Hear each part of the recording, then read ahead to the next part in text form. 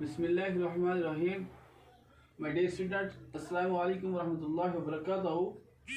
I Zafar Iqbal from UPS Suleiman Point.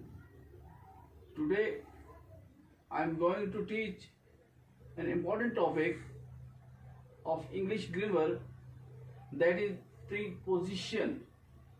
Before this, I have taught you about noun, verb, adjective and adverb. Now I hope you will draw your full attention towards the topic and gets the benefits. Dear students, the term preposition is derived from a Latin word prepositio, which means pre, before, and post, placed. मेरे प्यारे बच्चों, preposition जो लफ्ज़ जो है ये एक Latin word से ड्राइव किया गया है। वो लैटिन वर्ड जिसका नाम प्रीपोजिटिव है, जिसका ये माना है कि प्री से बिफोर चाहा जा रहा है, कि प्री के माने बिफोर होते हैं, कबल यानी कि किसी चीज से पहले, एंड पोसिट प्रेसेड। तो प्रीपोजिशन के लफ्जी माने ये हुए, ये एक ऐसा वर्ड है जो इस्तेमाल किया जाता है किसी भी नाउन या प्रोनाउन से पहले, या हम ये कह दें कि it is a word which is use before a noun और ए प्रोनाउन।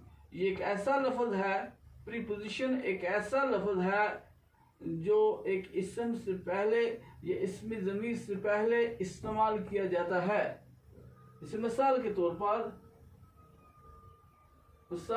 पर मैं आपको दिखाना चाहता हूँ, the book is on the table. The book is on the table, किताब जो है टेबल के ऊपर है। ये ऑन जो है ये प्रीपोजिशन है। तो प्रीपोजिशन जो होते हैं ऐसे वर्ड जो होते हैं जो नाउन या प्रोनाउन से पहले इस्तेमाल किए जाते हैं, जैसा कि मैंने उनको आपके लिए यहाँ पे ब्लू पेन से पॉइंट आउट किया है। जैसे ऑन है, इन है, फ्रॉम है, टू है, सिंस है, विद है, विदिन है, बिफोर, एट, बिलो, एबो, after, out of, inside, under, for, our, of, along, and extra. Now, my dear students, I am going to tell you about the kind of preposition. It has certain kinds. इसकी बहुत सारी किस्में हैं, तो हम एक by एक करके डिस्कस करेंगे। जैसे कि पहली किस्म इसकी जो आती है सिंपल प्रीपोजिशन।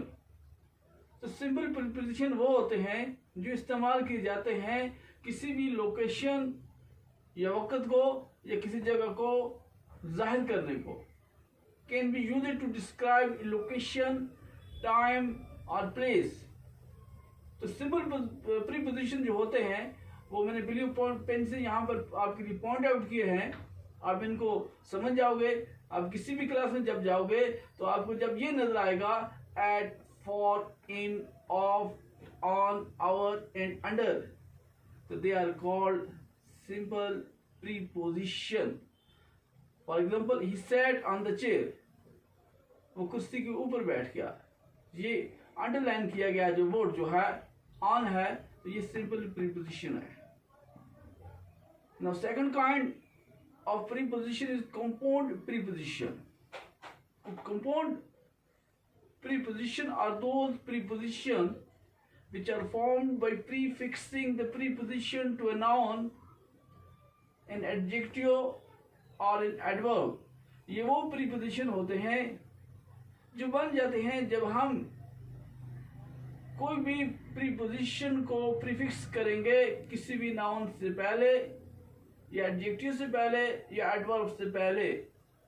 जैसे मिसाल के तौर पर मैंने यहाँ पे आपकी आसानी के लिए, चाहे आप किसी भी क्लास में हो, ये ब्लू पेन से पॉइंट आउट किए हैं, आप इनको देख के अंडरस्टैंड करोगे कि ये कंपाउंड प्रीपोजिशन है।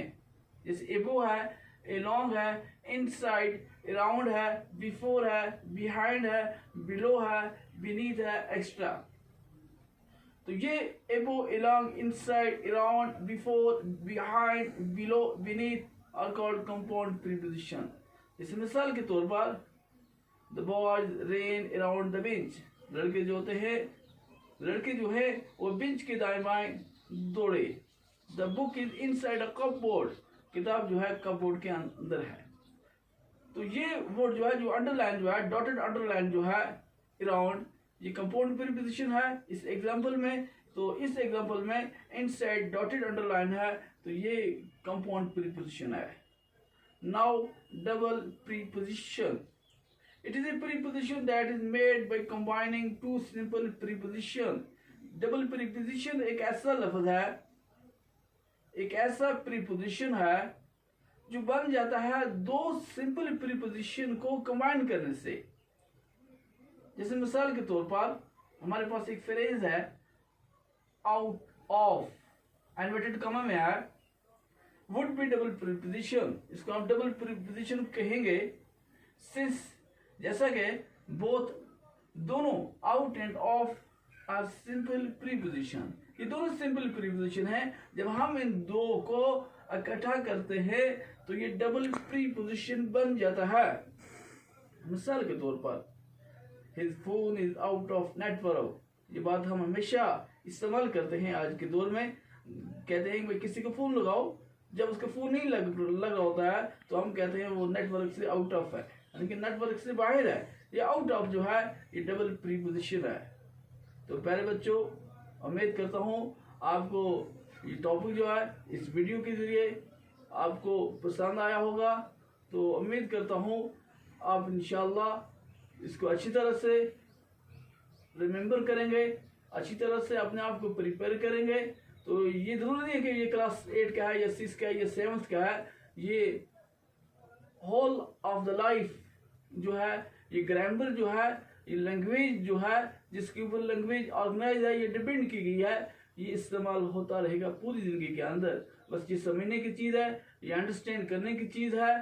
तो उम्मीद करता हूँ कि आप इसको अच्छी तरह से अंडरस्टैंड करोगे फॉर योर फ्यूचर लाइफ। तो इंशाल्लाह बाकी जो इसकी काइंड्स जो हैं, तो इंशाल्लाह हम आगे वाले टॉपिक में पढ़ेंगे। तो बाकी अस्सलाम, wish you all the best, have a nice day.